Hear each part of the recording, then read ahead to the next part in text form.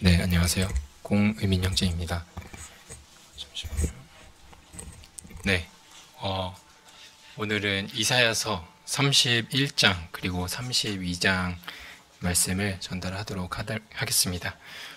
참고는 개역 한글 성경이랑 킹제임스 버전 그리고 윌리엄 맥도날드 선지서 주석을 참고해서 준비하였습니다. 네, 첫 번째 절별로 한 3-4개씩 묶어서 거기에 대한 주제를 정리해서 단계별로 설명을 하겠습니다. 네, 첫 번째는 31장 1절부터 3절은 하나님이 아닌 세상의 강한 자를 의지하는 것에 대해서 말씀하고 있습니다. 말씀을 좀 봉독하겠습니다. 네, 도움을 구하러 애굽으로 가는 자들에게 화 있을진저 그들은 말을 의뢰하며 병거의 많음과 힘이 강함을 의지하고 이스라엘의 거룩한 자를 바라보지 아니하고 그를 구하지 아니하거니와 여호와께서도 지혜로우신즉 재앙을 내리실 것이라. 그 말을 번복하지 아니하시고 일어나사 악행하는 자의 집을 치시며 악행을 돕는 자, 즉 애굽을 말씀하고 있습니다. 를 치시리니 애굽은 사람이요 신이 아니며 그 말들은 육이요 영이 아니라. 여호와께서 그 손을 드시면 돕는 자, 또 넘어지며 도움을 받는 자, 또 엎드려져서 다 멸망하리라. 네, 이렇게 말씀하고 있습니다. 첫 번째는 인간은 우리 눈에 보기에 든든해 보이는 것을 의지하기가 굉장히 쉽습니다. 한 형제님께서 하셨다는 말씀이 생각이 납니다. 좋은 직장을 다니면서 그 직장의 재무 상태나 그런 안정적인 그런 것을 의지하게 되었던 자신을 돌아보게 되었다. 이런 말씀을 하셨던 게 생각납니다. 우리가 그래서 그런 것을 의지하면서 자신을 다시 돌아보게 되었다. 이렇게 하셨던 말씀이 생각나는데요. 우리가 말로는 아니면 찬양을 하면서 하나님은 나의 도움이시며 또 하나님은 나에게 좋은 길로 인도해 주실 거야. 이렇게 믿으면서 마음속 깊은 곳에 혹시라도 자신의 마음속의 자신감에서 나오는 것은 아닐지 다시 한번 생각해 보게 되는 그런 말씀이었습니다. 여호와는 나의 도움이시다 라고 고백했던 다윗은 골리앗 앞에서 자신 있어 할 만한 게 한 개도 없었습니다. 골리앗과 다윗의 싸움은 거의 저와 다경이의 싸움과 같은 거의 그 정도 수준이었습니다. 하지만 그는 골리앗 앞에서도 이렇게 말할 수 있었습니다. 네, 사무엘상하 17장 46절부터 47절 읽어드리겠습니다. 오늘 여호와께서 너를 내 손에 붙이시니 내가 너를 쳐서 온 땅으로 이스라엘의 하나님이 계신 줄을 알게 하겠고 또 여호와의 구원하심이 창과 칼에 있지 아니함을 이 무리로 알게 하리라. 전쟁은 여호와께 속한 것인즉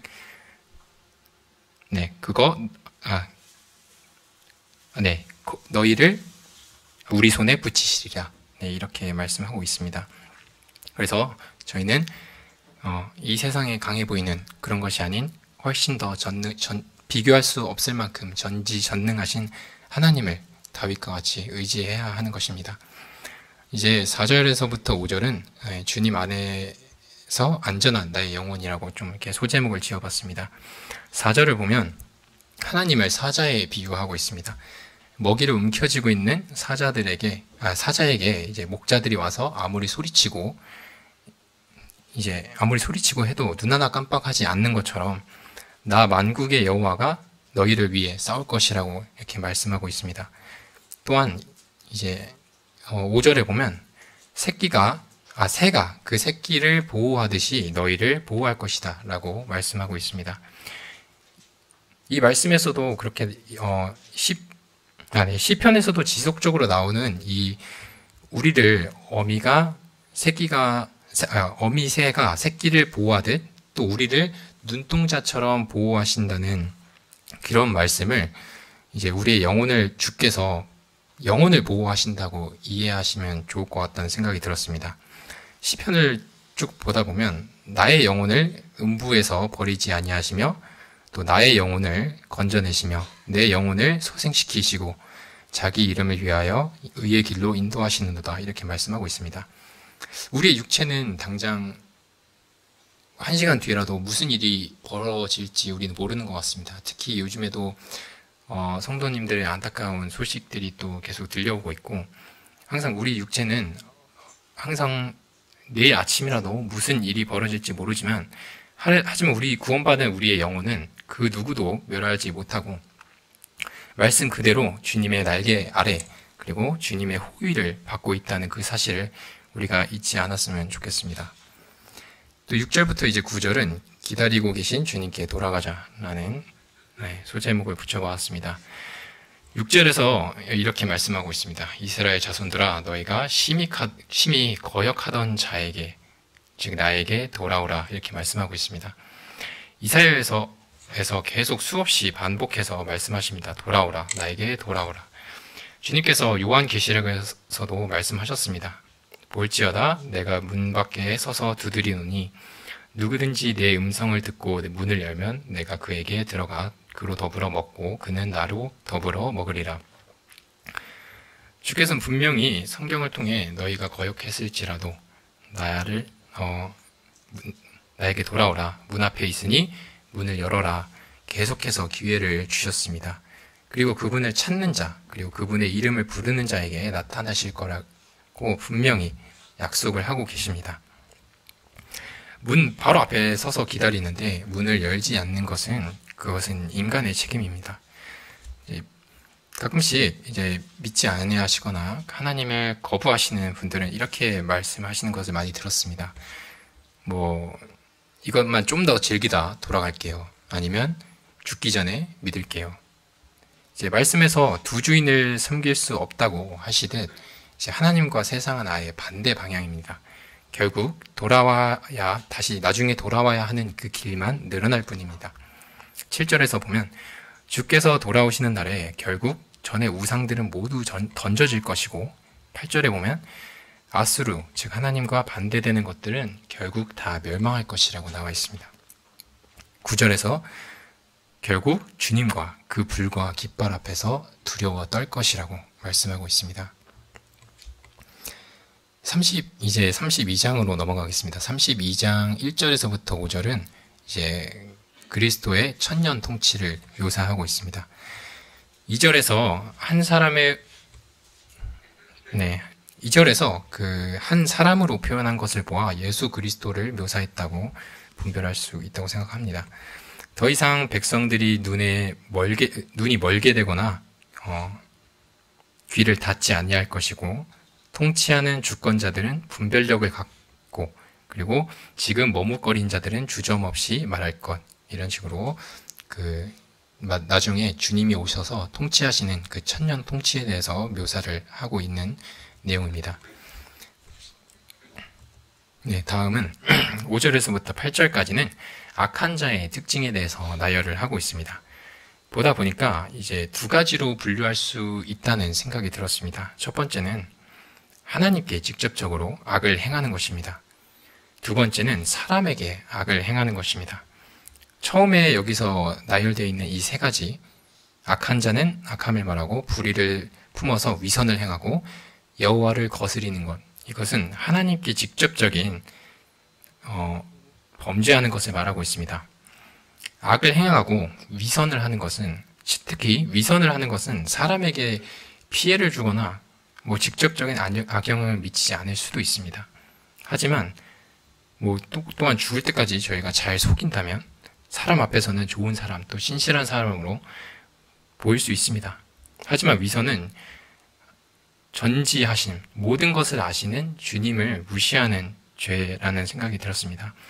사람 앞에서 아무리 꾸며내도 하나님은 모르실 리가 절대 없으십니다. 마지막 세 번째는 여호와를 거스르는 것입니다. 이제 나머지 밑에 있는 것들은 다 사람에게 하는 악행입니다. 줄인 자들의 영혼을 비계하고 목마른 자의 마실 것을 빼앗고 불쌍한 자를 멸하고 바른 말을 해줘도 무시하고, 이 말씀뿐만 아니라 주님께서 저에게 가장 큰 계명 두 가지를 보아도 주님께서 저에게 주신 가장 큰 계명 두 가지를 보아도 주님께서 우리가 서로 사랑하길 원하시는 것을 알 수 있습니다.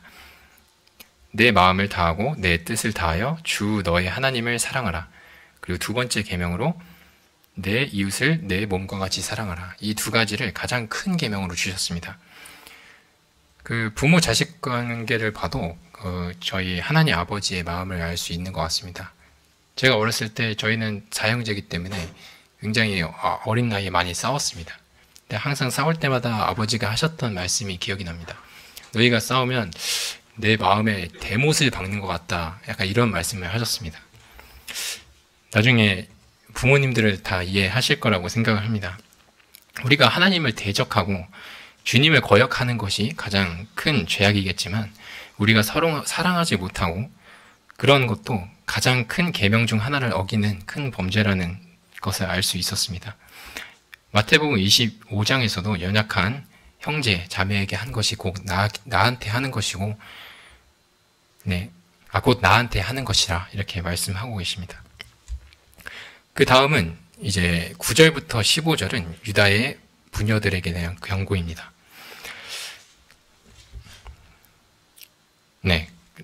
이제 주님의 그러한 나라가 올 것인데 그 나라가 아직 이르지 않았고 여전히 유다의 여인들은 이제 사치를 부리고 깨어있지 못한 그런 상태에 대해서 그런 못한 상태로 안일한 마음으로 살고 있었습니다. 여기서 그 염려 없는 딸들아 내 말에 귀를 기울일지어다. 성경에서 항상 염려하지 마라 이런 말씀이 많이 나와서 여기서 염려 없는이 긍정적인 뜻으로 혹시라도 해석하지 말아야 될 것 같습니다. 왜냐하면 여기서 말하는 염려 없는은 경솔하고 부주의하고 전혀 신경 쓰지 않는 그런 안일한 것을 말하고 있습니다. 안일함 그리고 염려 없음 그리고 아무런 경각심 없이 살아가는 유다 부녀들에게 경고를 하고 결국 그리고 그분이 오셨을 때 애통하고 후회하게 될 것을 말씀하고 있습니다.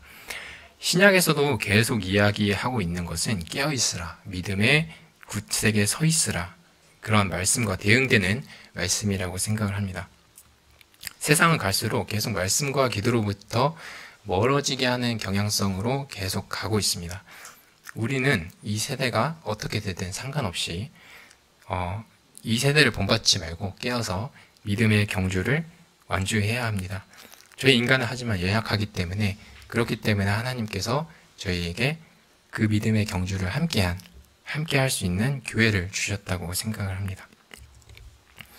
이제 마지막 그때가 있습니다. 마지막 그때에는 공평이 광야에 거하고 의가 아름다운 밭에 있을 것이며 그리고 의의 일은 화평 그리고 의의 결과는 영원한 평안이고 영원한 보증이다 이렇게 말씀하고 있습니다. 그리고 내 백성은 평화로운 집 그리고 안전한 거처 그리고 조용한 쉼터에 머무를 것이라고 약속을 하고 계십니다. 결국 의로 인해 모든 것이 평화로워지고 주님의 백성은 평화롭고 안전한 집에 그러한 거처에 거할 것이라고 주님께서 약속하고 계십니다. 하지만 반대로 대적에게는 그 대적을 말씀하고 계시는데 여기에는 우박이 내리고 그 성읍은 파괴될 것이라고 말씀하고 있습니다. 이렇게 내용은 많지가 않았어서 이렇게 이사야서 31장부터 32장이 끝났습니다. 다시 한번 요약을 통해서 이사야서를 통해서 우리에게 어떤 말씀을 했는지 다시 한번 살펴보겠습니다. 첫 번째는 주님이 이제 우리에게 어떤 약속을 하셨는가입니다. 첫 번째는 주님의 의로 통치하시는 그날이 반드시 올 것이라는 것입니다. 이사야서 여기뿐만 아니라 이사야서 앞에서부터 계속해서 반복해서 말씀하고 계십니다. 그날에는 모든 거짓들이 드러나고 악인들이 모두 멸망할 것이라고 말씀하고 계십니다. 하지만 반면에 주님의 백성은 영원한 평안 가운데 주님의 안전한 거처 가운데 머무르게 될 것이라고 말씀하고 있습니다. 그러면 그때까지 우리 그리스도인들은 어떻게 살아야 할 것인가에 대해서 이 말씀을 통해서 배울 수 있었습니다. 첫 번째는 안일한 마음이 아니고 두렵고 떨리는 마음, 그 마음으로 깨어 있어야 할 것입니다. 그리고 두 번째는 서로 사랑하여야 합니다.